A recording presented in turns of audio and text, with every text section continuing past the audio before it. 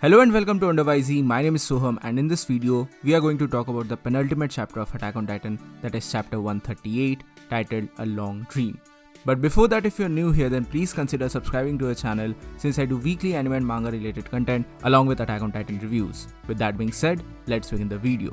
Now the chapter yet again starts with the image of a baby. This is obviously not Historia's child, this is just another child among the crowd of people, and this is obviously Isayama hinting towards the last and final panel of the series, which was shown to us a couple of years back where someone is holding a baby. Since then we have had numerous speculations of what exactly is going on here, and Isayama is kind of playing into that here. But anyway, here we see that the rumbling has finally stopped. And the point of view here is really hauntingly accurate in my opinion, as you can see that the people are scrambling to stay alive on the edge, and there are the colossal titans in front of them who have just stopped and on their feet. This is a really beautiful panel, and damn, the evolution of Isayama's artwork has really been phenomenal. Now at the same time, Falco comes down along with the other members of the Alliance, including Mikasa, Levi, Connie, John, Gabby and Peak. This is a really great scene because they are finally reuniting with their families, and this entire scene is basically the fulfillment of the character arcs of all the warrior candidates. But a very interesting moment here is the headaches that Mikasa is getting constantly. We all know the special powers of the Ackerman clan and what it leads to, and as a result of it, she is constantly reminded of the word when Eren told her that he has always hated her. Now for a little side note, this week's episode of Season 4 of Attack on Titan is going to hit differently because this episode is going to contain the table discussion scene. All of us will get emotional at this particular scene because of the relevance of things that happen in this particular chapter. And Mikasa is basically having a bad time and she's like, no way, this is not the last thing that I heard, and she's having terrible headaches throughout the entire chapter. Now the reunion is pretty sweet in my opinion, I'm not gonna lie, this was really good, and it was really nice to see all the characters reuniting with their loved ones, even though they are from the Marleyan side of things. But I was really happy to see Annie meet her father once again. But of course this is Isayama and tragedy strikes once again because things are not actually good, and there's a very peculiar thing that is at play here, and that is the worm. The worm which is actually called hallucigenia, which is a prehistoric organism. Now here, obviously Isayama has taken inspirations from all of this, and this particular centipede looking thing is currently their biggest bane because this is the thing which is ruining everything for the Alliance. Now here I have one particular theory. I'm not sure that this is actually going to be the case, but in all my prior videos I've always talked about how I want to see an explanation of what exactly happened prior to the Titans and how did founder Ymir actually got the powers. We have always seen this particular moment where she gains the powers of the Titans from the devils, but what happened prior to all of this? How did these powers originate? That is never explicitly stated, but this is just my theory here that maybe this hallucigenia is directly linked to the powers of the Titans, and this is kind of their progenitor in a way. Moreover, in the leaks we saw that there is a certain spine which is releasing the smoke, and we were thinking that maybe this is Eren's bones which are releasing this smoke, but we were wrong here, and it is none other than this hallucigenia or centipede looking thing which is releasing this smoke, which is going to be the biggest problem for all the Alliance members and humanity as a whole. But before all of this, there's some very interesting things that are at play here, and firstly we see the rise of the two titans once again, that is Armin and Reiner. And Reiner is totally worn out because he is still stabbed by all the arrows from the prior Warhammer Titan users, and he is just in a very terrible shape. And Armin is walking towards him from the back, but there's a huge explosion. This panel is looking very creepy, and literally everyone knew what was happening here. John says that, I knew it, you weren't gonna die from just that, isn't it?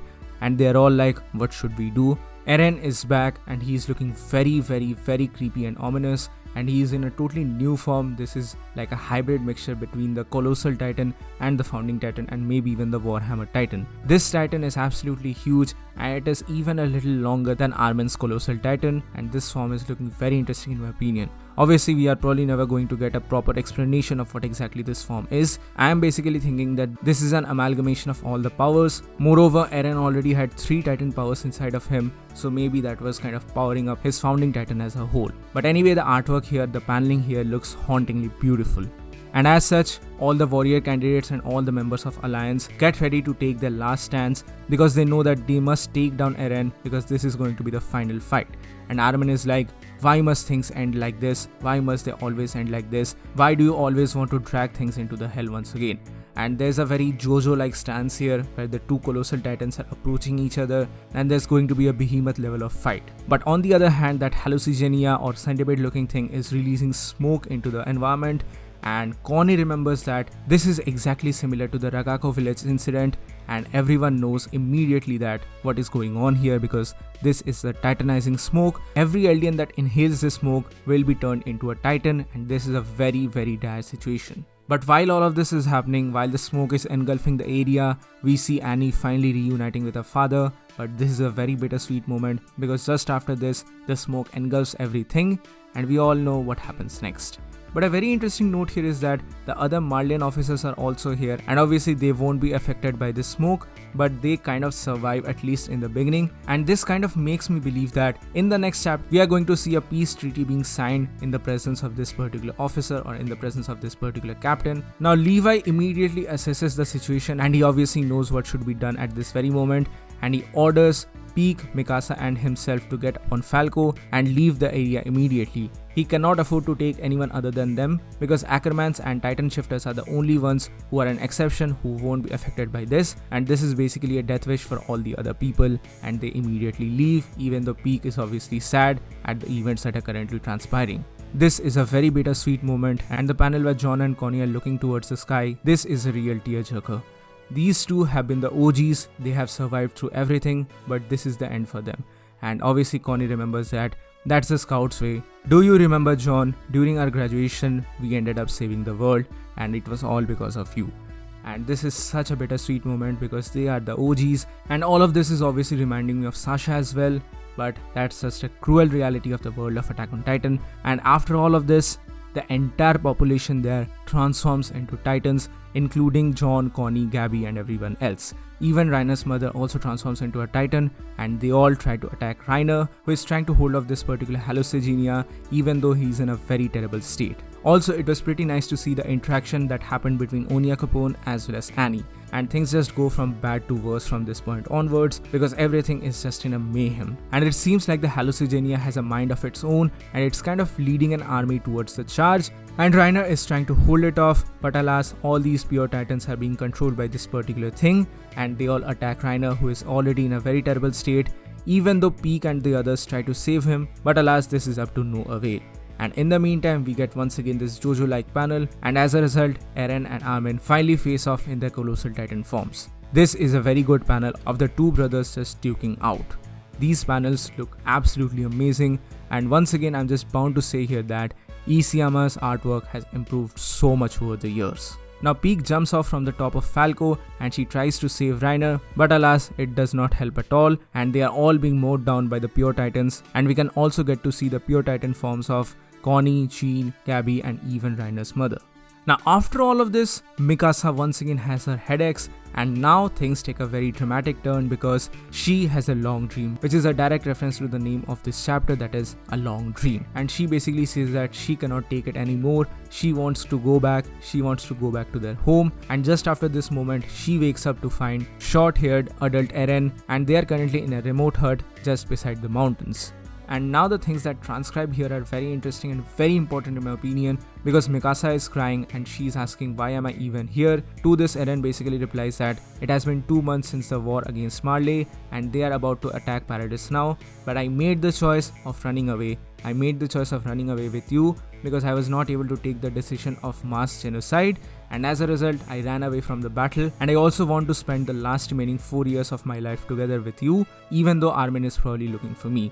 As such, this is basically an alternate reality, a reality which could have been, but it didn't actually happen. And this directly leads towards the time loop theory. I've already made a video on this particular thing, you can watch it here. But in the meantime, this interaction is so heartwarming and so sweet, but sad at the very same time. Basically, this entire chapter is a reference to what could have been and the terrible situations that is happening now. And in this particular memory, Eren also says that after my death, can you promise me one thing? When I die away, please throw away the scarf and please be free and forget about me as a whole. Please just forget about me. And at that moment, we go back to reality, and the reality is absolutely shit. Reiner, Peak and Annie are being chewed down by the pure titans. We don't exactly know if they die in this particular chapter or not, but their situation is very bad. But at that moment, Mikasa makes a choice. She gets rid of all her self-doubts and everything, and she takes out the scarf and wraps it around her neck, and she says that I am ready, I can't leave this scarf, and I have to do something, and I have to take down Eren. The next part is pretty simple, but the paneling here is once again hauntingly beautiful, and Levi helps Mikasa in this particular regard as he uses the thunder spike to blow away Eren's colossal titan's teeth, and Mikasa finally enters it to find the real head of Eren. This is a really great panel, and she says that this is the time. She swings her blade, and as a result, she cuts off the head of Eren. This is the finale, this is the final one. Eren has been finally decapitated once and for all. This is huge, and Isayama basically gave us a free ticket to Spain without the S, if you know what I mean. And lastly, once again, this is all going back to the time loop because we finally get the dialogue from chapter 1 once again, and that is, "See you later, Eren," as she holds the head of Eren and she kisses it. Now, I've explained this particular thing in a separate video where I say that why people do not understand the character of Mikasa and why people are randomly hating against her. The kiss is not actually akin to necrophilia or something like that, but rather this is the tragedy of Mikasa Ackerman and how she's basically grieving for the loved one whom she had to cut off. Eren was everything for Mikasa, and she had to take the bold step, the absolutely bold step of taking down her loved one. This is not a very easy task, this is a very difficult task, and that is aptly on display here with the emotions of everyone as well. So anyway, this is it for chapter 138 of Attack on Titan manga. What do you guys think about all of this? Please mention your thoughts in the comment section below. I'm obviously going to make more videos upon all of this, so stay tuned for all of that. So that's it for today, guys. Thank you so much for watching. Please give this video a thumbs up if you like it, share it with your friends, and subscribe to the channel for more. This is Wonder YZ, and I'll see you soon in the next video.